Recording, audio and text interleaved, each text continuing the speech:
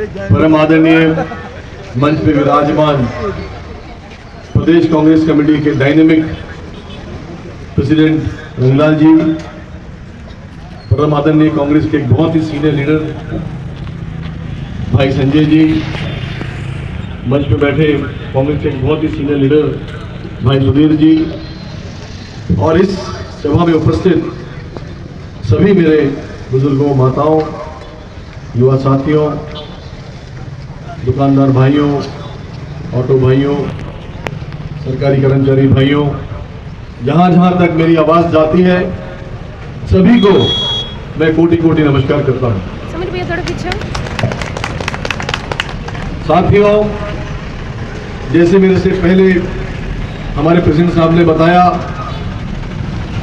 कि आज का जो सभा है, वैसे आप लोगों ने अपने जीवन में कई पॉलिटिकल रैलीज और कई पॉलिटिकल मीटिंग सुने होंगे, मगर आज का जो मीटिंग है ये एक बहुत ही विशेष मीटिंग है, क्योंकि ये मीटिंग आपको 5 साल में एक बार सुनने को मिलेगा। आप सबको पता है, आने वाला 19 अप्रैल को पूरे देश में और अंडमान निकोबार में भी पार्लियामेंट इलेक्शन है, और आपका जो एक वोट है इसका बहुत बड़ा कीमत है। कीमत इसलिए है क्योंकि आपका एक वोट से कोई भी कैंडिडेट इलेक्शन जीत सकता है, और आपका एक वोट से कोई भी कैंडिडेट इलेक्शन हार सकता है। ये जो इलेक्शन है, ये इलेक्शन आने वाला 5 साल ना ही सिर्फ इस दीपों का भविष्य को तय करेगा, बल्कि देश का भविष्य को भी तय करेगा। अगर मैं दीपों का भविष्य का बात करूं तो आने वाला 5 साल हमारा नौजवान जो पीढ़ी है वो कौन सा रास्ता में जाएंगे, हमारे किसान भाई वो कौन सा रास्ता में जाएंगे, हमारे दुकानदार भाई वो कौन सा रास्ता में जाएंगे, हमारे मजदूर भाई वो कौन सा रास्ता में जाएंगे, हमारे सरकारी कर्मचारी भाई वो कौन सा रास्ता में जाएंगे। इस तरीके का अनेक अंडमान निकोबार का जो 5 लाख का जो हमारा पॉपुलेशन है, हर किसी को किसी न किसी तरीके से किसी न किसी ग्रुप में आके आने वाला 5 साल में आपको तय करना पड़ेगा। यह तय करना पड़ेगा कि जो भी जीतेगा उसका नीति कैसा होगा, वो एमपी लोगों के लिए, अंडमान निकोबार के लोगों के लिए क्या सोच रखता है, उसके पास में क्या विजन है और वो क्या काम कर सकता है। मुझे बहुत दुख लगता है, बहुत अफसोस लगता है जब एक बड़ा लीडर पंचायत तक, अगर कोई पंचायत का मेंबर है, अगर वो बेचारा कुछ उल्टा पुल्टा बोलता है तो ठीक है, समझ आता है, मगर दुख इसलिए लगता है कि जो लोग अंडमान निकोबार के एमपी बनना चाहते हैं, मैंने कभी ये नहीं सुना कि उनके पास में कोई विजन डॉक्यूमेंट है। हमेशा एक चीज देखा मैंने, दूसरे के ऊपर में लांछन लगाना, दूसरे को चोर बोलना, दूसरे को गलत बोलना, यही बात बोल के वो अपना सारा टाइम पास करते हैं। कभी मैंने ये नहीं देखा कि कोई ये बोलता है कि पिछला 5 साल, पिछला 10 साल, पिछला 15 साल मैंने अंडमान निकोबार की जनता को क्या दिया है, मेरा सोच क्या है अंडमान निकोबार के लोगों के लिए। बस सिर्फ आलोचना करना और सिर्फ एक एलिगेशन लगाना। खैर, मेरे नेचर में चीज नहीं है और मेरे माँ बाप ने मुझे संस्कार नहीं दिया। मेरा करीब 28 साल का पॉलिटिकल कैरियर हो चुका है, और 2 साल में अगर मैं गवर्नमेंट सर्वेंट होता तो शायद मुझे पॉलिटिक्स से रिटायरमेंट लेना पड़ता। मगर मैं दावे के साथ कह सकता हूं कि इस 28 साल के अंदर में मैंने आज तक किसी भी मंच से किसी के भी बारे में कोई बुरा नहीं कहा। मैं जानता हूं कि लोगों के अंदर में कितना बुराई है। अगर मैं बोलना शुरू करूं तो मेरे पास लफ्ज कम हो जाएंगे, क्योंकि आज मैं आप लोगों का आशीर्वाद से मैं अंडमान निकोबार का भूमि से बाहर निकल गया। आज मैं हिंदुस्तान के पार्लियामेंट में बैठा और वहां जाके समझा कि किस तरीके से अंडमान निकोबार की जनता को आज तक बेवकूफ बनाया गया। मुझे दुख लगता है इस बात का। मैं आपसे बात करूंगा और एक एक बात का मैं खुलासा करूंगा। मैं आप सबको कोटि कोटि धन्यवाद देता हूं कि आप लोगों ने मुझ जैसे एक छोटे से इंसान को अंडमान निकोबार का ताज पहनाया, अपना जिम्मेवारी आप लोगों ने मुझ पर सौंपा। और मैं ईमानदारी के साथ ये कहना चाहूंगा, पिछला 5 साल मैं 1 घंटा ऐसा नहीं बैठा जो मैं अंडमान निकोबार के लोगों के लिए, अंडमान निकोबार का डेवलपमेंट के लिए मैंने काम नहीं किया। मेरा आदत नहीं है कि मीडिया में जाके झूठ बोलो, झूठा प्रचार करो और अपना वाहवाही करो। मेरा सर्टिफिकेट मेरे पास है। आज देश का जो सबसे बड़ा आदमी, देश का राष्ट्रपति बेस्ट पार्लियामेंट का अवार्ड मुझे दिया है। ऑन रिकॉर्ड मेरे पास में हिंदुस्तान का 800 एमपीज, 547 एमपीज लोकसभा में, सॉरी 543 एमपीज लोकसभा में और 250 एमपी राज्यसभा के अंदर में, पूरा 800 एमपी में मुझे गर्व से मैं कह सकता हूं, हिंदुस्तान का 800 एमपी के अंदर में आप लोगों का सिर को मैं नीचे होने नहीं दिया। मेरा नंबर 2 है, तीसरा नंबर टॉप 800 एमपी के अंदर में मेरा नंबर 2 है। मेरा नंबर 1 था, मगर दुख के साथ है कि मेरे कजिन ब्रदर का डेथ हुआ, मेरे फादर का डेथ हुआ, मेरे फादर का बड़ा भाई का डेथ हुआ, इसलिए मैं 22 दिन पूरे साल के अंदर में पार्लियामेंट अटेंड नहीं कर सका। इसीलिए 18 पॉइंट से मैं पीछे रह गया। नहीं तो हिंदुस्तान का नंबर 1 एमपी में रहता। आप लोगों का जो भी तकलीफ है, जो भी परेशानी है, मैंने अंडमान एडमिनिस्ट्रेशन से लेके, भारत सरकार से लेके पार्लियामेंट के अंदर में रखा है।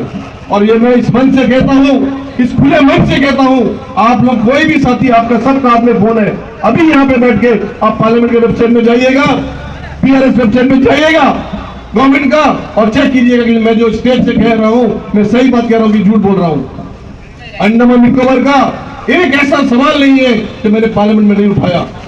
मुझे अफसोस लगता है, जो जब आप लोगों ने मुझे एमपी बनाया बहुत खुश था मैं, क्योंकि एक सपना था, अंडमान निकोबार में पैदा हुआ, डिग्रीपुर का लेमया से लेके कैंबल बे का लक्ष्मी नगर तक, इंदिरा पॉइंट तक मैंने चप्पा घुमाए। अंडमान निकोबार का एक छोटा से छोटा चीज से लेके एक बड़ा से बड़ा चीज तक मुझे पता है कि क्या है अंडमान निकोबार। और ये सारा चीज मैंने, जैसे मैंने आपसे कहा कि अंडमान एडमिनिस्ट्रेशन हो, भारत सरकार हो या पार्लियामेंट हो, हर जगह में इस मुद्दे को मैंने उठाया। जब मैं एमपी बना, जैसे मैंने आपसे कहा, बहुत खुश था कि बहुत बड़ा कुछ मुझे मिल गया। जब दिल्ली गया बहुत खुश था, शपथ लिया पार्लियामेंट में, बहुत खुश था। और यकीन मानिए, 1 हफ्ते के अंदर में आंख में आंसू आ गया। आंख में आंसू इसलिए आ गया कि गया तो पार्लियामेंट में था खुशी से, मगर वहां जाके कुछ भी समझ नहीं आता था मेरे को। सारा का सारा चीज सर के ऊपर से चला जाता था। इतना बड़ा सिस्टम है वहां पे कि बहुत बड़ा चीज था। और दुख का यह बात था कि कांग्रेस का सिर्फ 52 एमपी था। ये 52 एमपी के अंदर में 18 एमपी था केरला का, 10 एमपी था तमिलनाडु का, 9 एमपी था पंजाब का। तो मोटा मोटी सब मैक्सिमम एमपी इस ग्रुप में था। अंडमान से हम अकेले एक था, बिहार से 1 एमपी था और महाराष्ट्र से 1 एमपी था हमारा। नया नया था, हम लोग कोई किसी को जानते भी नहीं थे, तो सारा चीज मेरे कुछ नहीं समझ आता था। उत्तर सामने की तरफ हमारे बीजेपी के साथी बैठे थे, वहां में भी काफी नए एमपी जीत के आए थे। तो देखने को क्या मिलता था, जो बीजेपी के सीनियर एमपीज हैं वो अपना जो जूनियर एमपी जो पहला बार जीत के गया उसको बगल में बैठा के सब कुछ समझाते थे, और हम लोग को बताने वाला, समझाने वाला कोई नहीं था। तो एक समय 15 दिन के बाद में ऐसा लगा कि एमपी बन के बहुत बड़ा गलती मेरे से हो गया। इधर खुशी से तो आ गया, अंडमान निकोबार का जनता तो विश्वास करके मुझे यहाँ भेज दिया अपना तकलीफ को बताने के लिए, और यहाँ आके मुझे समझ कुछ नहीं आता। और यकीन मानिए, उस दिन के बाद अपने आप को इतना सख्त किया, जितना स्कूल में पढ़ाई नहीं किया। इंजीनियरिंग का 2 डिग्री मेरे पास में है, इंजीनियरिंग कॉलेज में जितना पढ़ाई नहीं किया, उससे ज्यादा पढ़ाई रात भर बैठ के मैं एक स्कूल का बच्चा का तरह पढ़ता था और पार्लियामेंट को समझने की कोशिश था। और इतना पढ़ा कि आज लगातार 3 बार इंडिया का बेस्ट एमपी का अवार्ड मुझे मिला है। 2022 2021, 2022 और 2023 एक साल मेरा ऐसे चले गया ये सिस्टम समझने के लिए। जब सिस्टम समझ के थोड़ा तैयार हुआ तो उस समय कोरोना आ गया। 1.5 से 2 साल पार्लियामेंट बंद था करीब करीब, तो मोटा मोटी 2.5 साल मेरा ऐसे चले गया। सिर्फ 2.5 साल मुझे काम करने को मिला। और इस 2.5 साल के अंदर में मुझे याद है जब मैं 2019 के इलेक्शन लड़ा था, इसी तरह इसी जगह में आपके बीच में मैं आया था और मैंने अपने सपना को आपको बताया था कि मेरा सपना क्या है अंडमान निकोबार के लिए। और मुझे खुशी लगता है कि जो सपना मैंने अंडमान के लिए देखा था, कुछ हद तक वो सपना मैंने सपना को आगे बढ़ाया है। अंडमान निकोबार में बहुत इतना इश्यूज है, किसी से भी कोई इंसान से मिलो तो एक ही बात इंसान करता है, हर घर के अंदर में आज 2-3 बच्चा, हमारा ग्रेजुएट बच्चा है। किसी भी इंसान से मिलो एक ही बात बोलता है, मेरा बच्चा को नौकरी लगा दो। हर इंसान आज परेशान है नौकरी को लिए। नौकरी सबको नहीं मिल सकता। सरकार का, गवर्नमेंट का सिस्टम, कोर्ट का सिस्टम ऐसा है कि जो क्वालिफाई होगा, कोई बैकडोर एंट्री नहीं है, आपको एग्जाम क्वालिफाई करना पड़ेगा, उसके बाद आपको मिलेगा। मगर किस तरीके से हम लोग इस सिस्टम को ठीक कर सकते हैं? देखिए, पिछला 5 साल मैंने 5-6 चीज के ऊपर बहुत ज्यादा काम किया। मेरा ये सोच है, मेरा ये समझ है कि अंडमान निकोबार में जो सबसे बड़ा समस्या है वो है पानी का समस्या। पानी एक ऐसा चीज है जो सिर्फ ना ही इंसान के लिए बल्कि जानवर के लिए भी, पेड़ पौधा के लिए भी, छोटे छोटे कीड़े मकोड़ों के लिए भी पानी का जरूरत है। और कुदरत हम लोग को इतना मेहरबान है कि दुनिया का सबसे बड़ा तीसरा जगह अंडमान निकोबार है, झारग्राम, चेरापूंजी और उसके बाद अंडमान निकोबार, जहाँ में 3300 मिलीमीटर पानी एक साल में होता है। एक साल में हमको 2 मानसून मिलता है। मई जून में मानसून आता है, अंडमान निकोबार को क्रॉस करके जाता है और वही मानसून नवंबर दिसंबर में दोबारा घूम के आता है अंडमान निकोबार। पानी का हमारे पास में कमी नहीं है, पर अफसोस का ये बात है कि पानी, सारा का सारा पानी आपका समुद्र में चले जाता है। तो मेरा कोशिश ये है और आने वाले दिनों में भी मेरा कोई MP बनूं या MP नहीं बनूं वो अलग बात है, बट अंडमान निकोबार का लोगों के लिए जो काम करना है, मेरा काम हमेशा जारी रहेगा। मेरा कोशिश ये है कि जो पानी का सिस्टम है, आज आपके पास में बहुत बड़ा पानी का सोर्स है जो कल्पांग रिवर, आज आपके पास में बहुत बड़ा पानी का सोर्स है लेम्बा का झरना, इसी तरह रंगत में, परदाशाला में है, पंचवटी में पानी है, हर जगह पानी है। वो सारा का सारा पानी वेस्ट होता है। मैं एक कोशिश ये किया कि आप सुनते होंगे 2002 से बहुत सारे लोगों ने कोशिश किया कि रटलैंड में बहुत ज्यादा मात्रा में पानी है, वो पानी के अंदर, समुद्र के अंदर से बड़ा पाइपलाइन डाल के पोंगी बॉलो लेके जाना और वहां से धनीखल डैम में पानी पहुंचाना। आप लोग सबके रिश्तेदार अंडमान में है, पोर्टब्लेयर में है, हर काम के लिए आपके बच्चे पोर्टब्लेयर में पढ़ते हैं, आप मेडिकल ट्रीटमेंट के लिए पोर्टब्लेयर जाते हैं, हमारे दुकानदार भाई सामान खरीदने के लिए पोर्टब्लेयर जाते हैं। मगर पोर्टब्लेयर का दुर्दशा क्या है? 2 दिन 3 दिन के बाद में थोड़ा सा पानी, 15 मिनट के लिए पानी मिलता है। कोरोना में तो ऐसा समय था कि हम लोग को 8 दिन के बाद भी पानी मिलता था। लोग घर से बाहर नहीं जा सकते थे, कंप्लीट लॉकडाउन था। अंडमान निकोबार की जनता का परेशानी, अंडमान निकोबार की जनता का तकलीफ क्या होगा वो जो घर में रहने वाला इंसान सोच सकता था। 8 दिन, 9 दिन, 10 दिन के बाद में 15 मिनट पानी, घर में 4, 5, 6, 7, 8 लोग, ना इंसान बाथरूम ठीक से कर सकता है, ना इंसान ठीक से लैट्रिन कर सकता है, ना इंसान ठीक से नहा सकता है। ये दुर्दशा से अंडमान निकोबार के लोग गुजरे हैं पानी के लिए। और जो पानी हमारे पास में, इतना पानी है और वो पानी के लिए हम तरसते हैं। मेरा कोशिश ये था कि रटलैंड का पानी धनीखल डैम तक लाए और मुझे बताते हुए खुशी लगता है, मैं धन्यवाद देना चाहूंगा अंडमान निकोबार एडमिनिस्ट्रेशन को कि ये पानी का काम जो 2002 से आज तक नहीं हो सका, मैंने ये काम को करवाया है। आज 7 MLD पानी रटलैंड से लेके धनीखल डैम में आया है और इसका सोल्यूशन पानी कभी भी नहीं हुआ है। अभी मेरा ये प्रयास है, ये ईस्टर्न जो रटलैंड का ईस्टर्न जो साइड है उसमें से ये वहाँ 5 झरना है, वो पानी आया। जो वेस्टर्न साइड है वहां में 12 झरना है। अब मेरा कोशिश ये है कि वो 12 झरना का जो पानी है वो पानी को भी धनीखल डैम तक पहुंचाए, जिसमें 12 MLD पानी हमको मिलेगा। मगर ये तो एक छोटा सा चीज है। जो बड़ा चीज पानी के ऊपर में वो मेरा कोशिश है, जारी है, वो ये है कि आप लोगों ने भी सुना होगा फ्लैट बे प्रोजेक्ट, जो वाइपर आइलैंड का पीछे मिनी बे से लेके वाइपर आइलैंड और मीठा गाड़ी पूरा का पूरा जो आप देखते होंगे समुंदर है, बहुत बड़ा समुंदर है, वहाँ वो प्रोजेक्ट मेरा करने का बहुत मैं कोशिश कर रहा हूँ।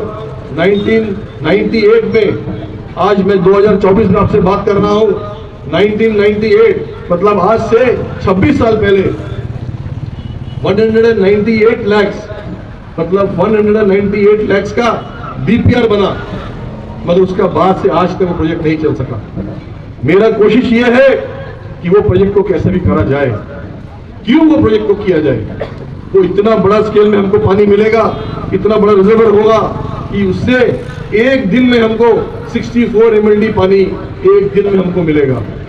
64 MLD पानी का मतलब ये है कि आप 4.5 लाख लोग को एक दिन में वो पानी पिला सकते हैं। मेरा कोशिश ये है कि वो काम, वो प्रोजेक्ट कुछ हद तक मैंने इसको आगे बढ़ा दिया। आने वाले समय में मैं कोशिश करूंगा कि वो प्रोजेक्ट जल्द से जल्द हो जाए। अभी हमारे जो दीपों के बहुत ही प्रिय लीडर हमारे कांग्रेस के जो बख्ता साहब थे, बख्ता साहब ने जो माया बंदर से डिगलीपुर को कनेक्ट किया ब्रिज से, अस्टिन ब्रिज से, अभी हाल ही में आपने देखा 12 टन से करमतल्ला का ब्रिज हो गया। अब सिर्फ और सिर्फ एक ब्रिज बचा है, वो है मिडिल स्टेट से लेकर 12 टन तक का।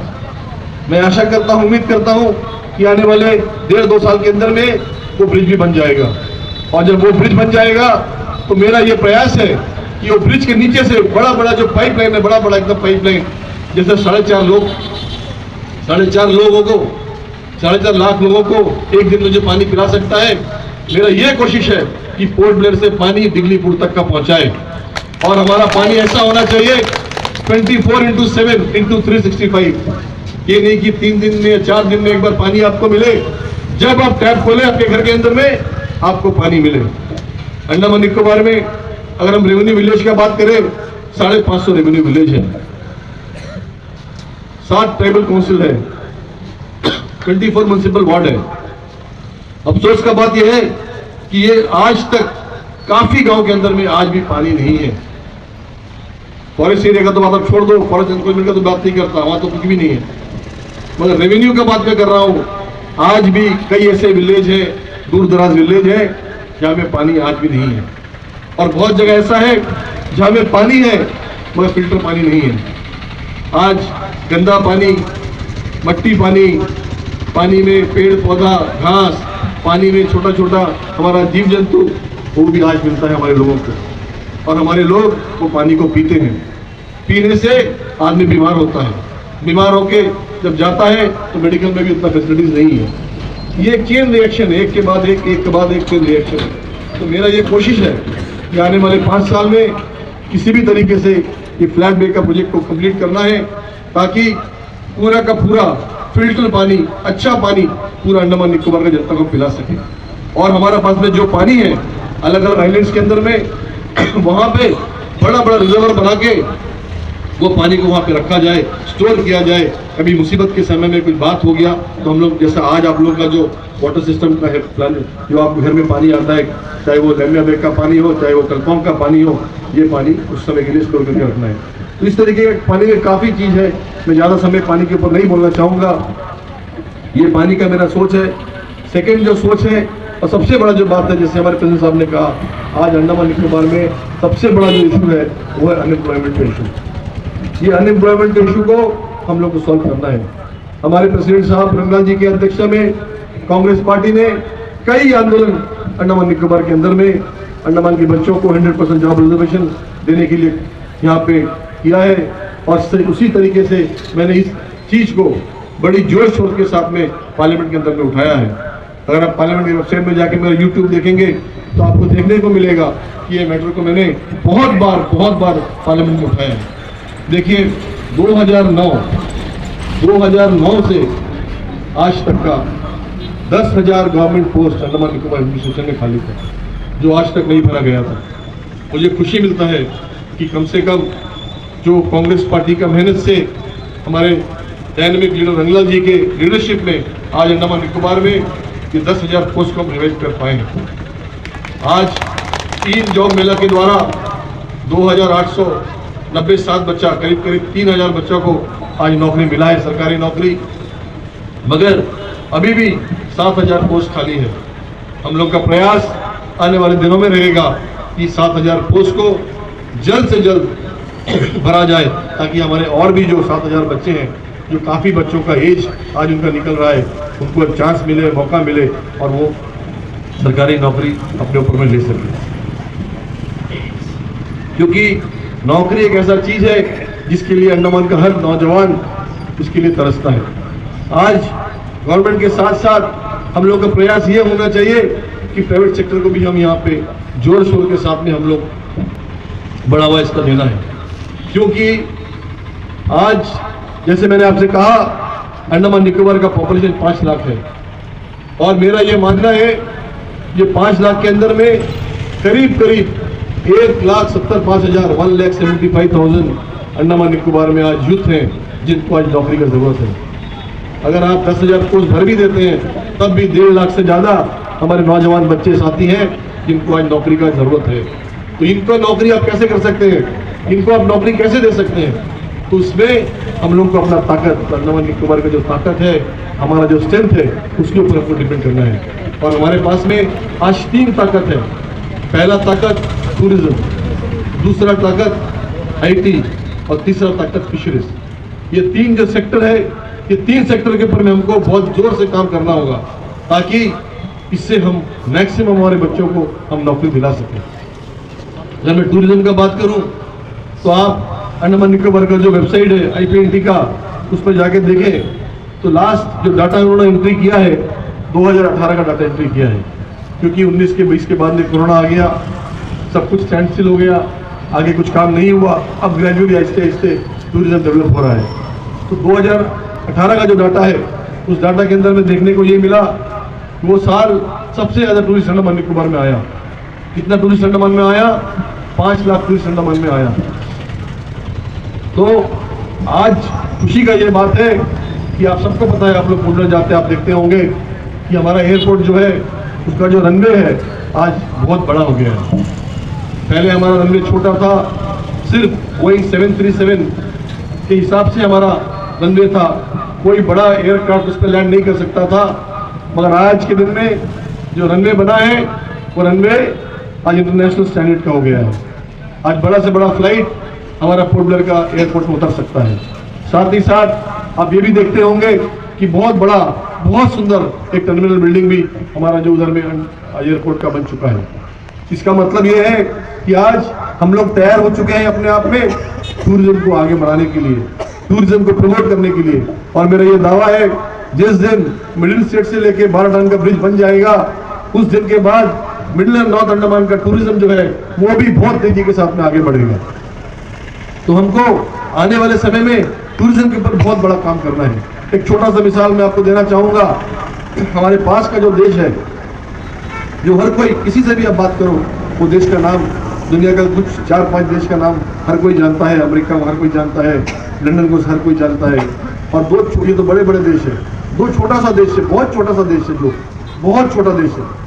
एक है दुबई और दूसरा है सिंगापुर। किसी से भी पूछो, हर कोई दुबई और सिंगापुर के बारे में बात करेगा। दुबई भी आज बहुत डेवलप किया। क्यों डेवलप किया? रीज़न क्या है डेवलप करने का? कि वहाँ का जो राजा था, उसका सोच एक अच्छा था। क्योंकि दुबई है, दुबई सिर्फ रेत, खाली बालू था, और बालू का सिर्फ पहाड़ था, मैदान भी नहीं था। सिर्फ उनके पास ज़मीन, बहुत कम ज़मीन था, सिर्फ जहाँ तक देखो बालू का पहाड़। बालू जैसा हम लोग देखते हैं, हम लोग के सामने में बड़ा बड़ा पहाड़ है, उसी तरह का दुबई जो देश, दुबई के अंदर में सिर्फ बालू का बड़ा बड़ा पहाड़ था। उसका राजा ने क्या किया? क्योंकि वो स्ट्रेटेजिकली पूरा दुनिया का सेंटर में पड़ता है वो दुबई, तो राजा ने क्या किया? जितना पहाड़ था, सारा पहाड़ का बालू को लेकर समुद्र में डाल दिया। डालने से क्या हुआ? सर, जितना बालू का पहाड़ था, हजारों पहाड़ था बालू का, सब मैदान हो गया। और बालू को लेकर समुद्र में डाल दिया तो समुद्र भी मैदान हो गया, जिससे उसके एरिया बहुत बड़ा एरिया हो गया। और साथ में क्या किया? फ्री ट्रेड कर दिया। तो पूरा दुनिया का ट्रेड वहाँ पे, आज के टैक्स सिस्टम कम था तो दुबई को प्रमोट किया। दुबई आज कहाँ से कहाँ चले गया। आज पूरा दुनिया को दुबई रास्ता दिखाने वाले कंट्री हो चुका है। इसी तरीके के हमारे पास में एक देश है, वो है सिंगापुर। सिंगापुर कितना बड़ा है? अंडमान निकोबार बहुत बड़ा है। 8,457 स्क्वायर किलोमीटर अंडमान निकोबार का सरफेस एरिया है। दुबई का सरफेस एरिया कितना है? 719 स्क्वायर किलोमीटर। इसका मतलब ये है कि जो लिटिल अंडमान हमारा एक द्वीप है, एक टापू है लिटिल अंडमान 740 स्क्वायर मीटर का है। लिटिल अंडमान से भी छोटा जो सिंगापुर है। और आपको जान के मतलब ताजुब